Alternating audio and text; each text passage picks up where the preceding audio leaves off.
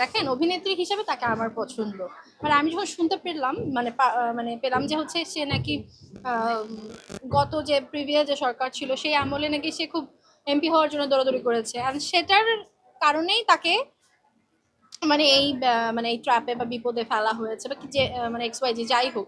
তো আমার মনে হয়েছে যে আর্টিস্ট হচ্ছে কোমলমতি, কাদা মাটি দিয়ে তাদেরকে তৈরি। দেখেন সে বিপদে পড়েছে, আমরা সবাই, আপনারা সবাই তাকে মুক্ত করার জন্য কিন্তু স্ট্যাটাস দিয়েছেন বা প্রতিবাদ করেছেন। তা আমার কথা হচ্ছে অভিনেত্রী হওয়া ঠিক আছে, বা নেত্রী হইতে গেলে তো সমস্যা এরকম লাগবেই ভাই। আমি মনে করি না শুধুমাত্র এই মুভির কারণে তাকে মানে এই ইয়াতে ফেলা হয়েছে। আমার মনে হয় যে ভিতরে আরো অনেক গোমর আছে যেটা হয়তো আমরা কেউ জানি না। আর দেখেন আইনের ঊর্ধ্বে কেউ না, আইন যা করছে ভালোর জন্যই করছে। And আইনের প্রতি আমি, বাংলাদেশের আইনের প্রতি আমি আস্থাশীল, কজ আমি যখন বিপদে পড়েছি আইনগতভাবে আমি কোর্ট থেকে ভালো আহ, মানে সহযোগিতা পেয়েছি। সো আমি মনে করি যে আইনের গতিতে চলছে, চলতে দিন। আমার মনে হয় না যে ওই মুভি সবাই করেছে জন্য সবাইকে গ্রেফতার করবে, এটা অবশ্যই অন্যায় এবং দুঃখজনক। তার যদি ব্যাকগ্রাউন্ড যদি হচ্ছে ওইরকম মানে আইন বিরোধী কোনো কাজ না করে, তাকে কিন্তু আসলে ধরার কোনো রাইট নাই আমি মনে করি। শুধুমাত্র একটা মুভিতে আমি ক্যারেক্টার করেছি জন্য যে আমাকে অ্যারেস্ট করবে কেন? আমি তো মানে ওই ধরনের কিছু না।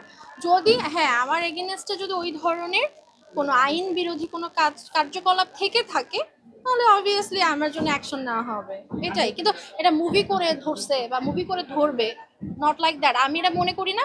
আর আমি এটা ঘোর প্রতিবাদ জানাই যে একটা আর্টিস্ট সে যে কোনো ক্যারেক্টারেই কাজ করতে পারে। কেন কঙ্গনা রানাউত ইন্ডিয়াতে আপনার হচ্ছে কি বলে ওদের যে প্রাইম মিনিস্টার ছিল, প্রাইম মিনিস্টার, ঠিক আছে, তো তাকে ইন্দিরা গান্ধীর কিন্তু বায়োপিকে সে কাজ করেছে, তো তাকে কি এখন মোদি সাহেব কি ধরে নিয়ে গেছে? Not like that.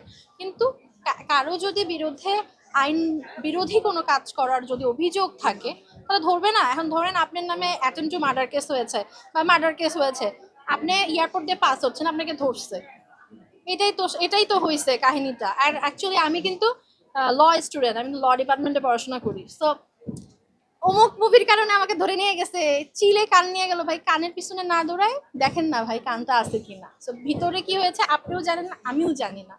বাট একটু বিষয়গুলো একটু অনেক ডিপ্লোম্যাটিক ভাবে হচ্ছে, এটা একটু দুঃখজনক। আমি তো বললামই যে দেখেন এটা মামলাগুলো কি লিগেল নাকি লিগেল না এটা তো কোর্ট বিচার করবে, তাই না? কিন্তু এলিগেশন সবাই সবার নামে কিন্তু দিতেই পারবে, সবাই সবার নামে কিন্তু দিতেই লাগাইতেই পারবে, তাই না? কিন্তু প্রমাণ করবে কোর্ট। সে যদি দোষী না হয় তাহলে সে তো রিলিজ হয়ে যাবে, আর যদি দোষী হয়ে থাকে তাহলে সে অবভিয়াসলি আইনের ওই যে জালে আটকা পড়বে, এটাই। তারপর সবার জন্য শুভকামনা, সবাই সাবধান থাকুন, সতর্ক থাকুন।